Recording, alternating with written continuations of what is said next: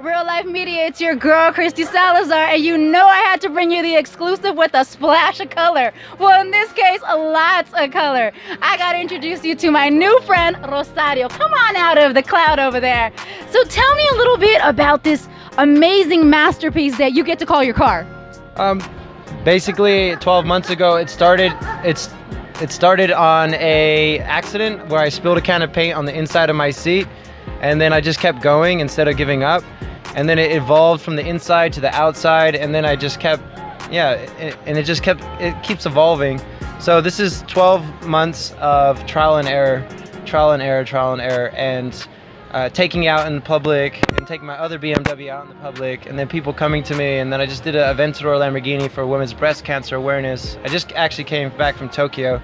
So I've been doing a lot of things on which I don't really know what I'm doing since I failed art school, but I do understand the vibe, and this attracts, or this gives me a good vibe, and it gives other people good vibes, and it's planting seeds of possibility that they can evolve in their own way, that they could see something like this. Wow, it's a BMW. I own a BMW.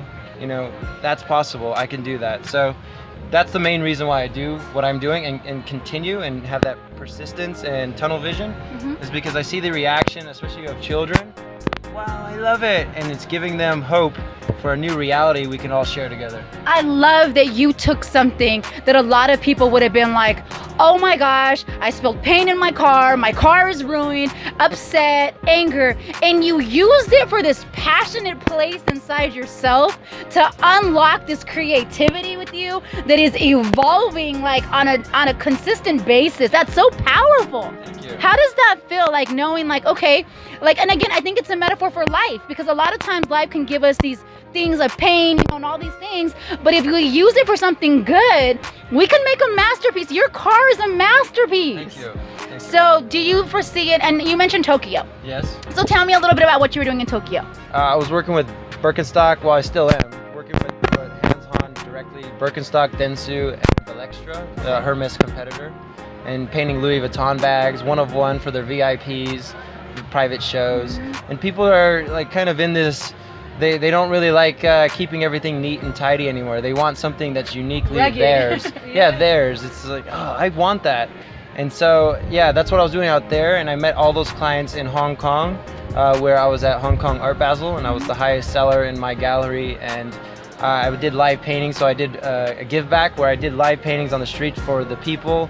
I painted their iPhones, their vans, their shoes, and it inspired them. And I had a lot of testimonials of this lady came back the next day saying, I'm going through a hard time. I looked at the shoes that you painted, and it gave me so much hope that there's another way of looking at life. And so that's exactly that is why I do what I do, because that fulfills me, because I know that we're temporary. This is just an idea. This isn't, we were born into this idea, but it's not real. But we're you know, there's propaganda, there's PR. So in propaganda, speaking about that, so the head of propaganda for all of China actually approached me and said, hey, we'll give you $200,000, a Bentley, come on, just come. And I said, no way, no way, because what you agree upon, it's not always about money. What you agree upon, you're voting to continue its existence. Yes. And with this art, they wanted to leverage that for their propaganda and their own lies that they're, you know, telling. In essence, buy you out, basically. Yeah. But I feel that I can't be bought out. I've had a lot of wealth. I lived in Australia. I worked on children's books on climate change. Hawaii. I lived in Shanghai, Vietnam, Samoa. So I lived mostly in Asia, and I really self-evolved this whole process. Like, my life path is my life legacy, and I'm learning to evolve with the seasons and times of nature. I think the number one disappointment in people's lives is expectations. Yes. But if you allow this idea, like if you have an idea for like a GPS, don't anticipate how you're going to get there, but just stay in that vision. And that's my philosophy on how I evolve my art, what I do right now, and how the message that I give other people. It's the same with relationships. Like the main reason why relationships fail is because the woman or the man have an expectation on how it's going to unfold, but it's never going to be the same. We're all, and when everyone get that, then I a life in harmony and peace is because then we'll stop battling each other or stop judging or stop competing. And it all starts with education, and that's my legacy as well, through artistic creations, make facilities with no testing, no grading, because when I was 7 I was drugged with ADHD, so labeled ADHD, and they put me on Ritalin and Dextrin every day, force fed it. I can't go back to school, so that was 7 years old, and then I turned drawing, so I used to draw to escape. And like your outlet. Yeah, and I talk, that's girls, can I draw you? Oh my god. So I was very shy. I'm a Cancer Leo, so maybe that's little part mix of of both sides. Yeah, father's Puerto Rican, mother's Irish, British, German, French, born in San Jose, and so that turned to graffiti. So drawing, digital, Pokemon characters, graffiti, and then I got in trouble for it, and then I went out to Hawaii, and I said, forget that. And then that's when I had this marketing job for children's books on climate change and biodynamic soil, and that's when I started exploring with paint, acrylic paints, and people were buying it. 800,000, 5,000, and I said, wow, this is interesting. And so yeah, it's kind of I've been tapping into it on the side, but not really fully committing. In the last year and a half, I've been fully committing, and I've just been seeing miracles and things happen. Do you feel like because you're fully committed now that you're now, it's like, okay, the universe is like, okay, now I'm gonna give it all to you. Like now you're gonna go full force in a different level, to a different level. I think there's a little trick to that. Okay, what's the trick? The trick is a lot of people. The trick is basically you have to feel as if you already are. So be that like winning the lotto. Be as if you already won that lotto, and stay in that portal. Feel that for a while. Have like a friend help you with that.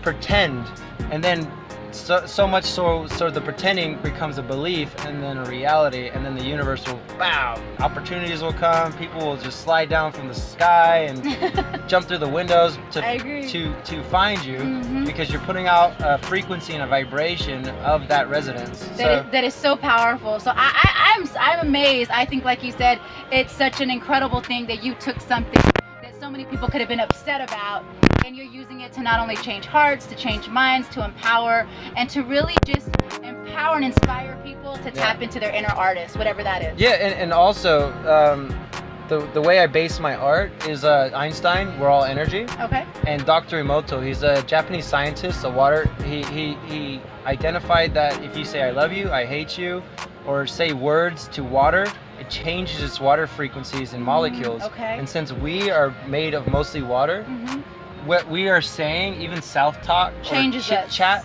is actually changing our frequency and our vibrations and our ability, because our body wants us to thrive, our mind wants us to survive. And how to break that barrier is very interesting and intriguing to me, and I'm always constantly curious about new ways to allow people to see what they're doing actually, instead of, oh, let's watch this movie or let's do this talk about this.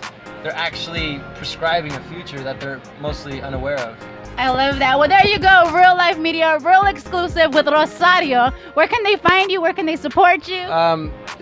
Instagram, Rosalio, Rosalio Vargas, or you just type in Rosalio and it's an eyeball that's painted, or you look up Google Rosalio Vargas, and yeah, hit me up. Let me know I could help you, and I love supporting the tribe. You know, we're all just tribes and just trying to figure it out. There you go. Real Life Media, real exclusives. We'll be back. Comic-Con 2019. Be inspired. Real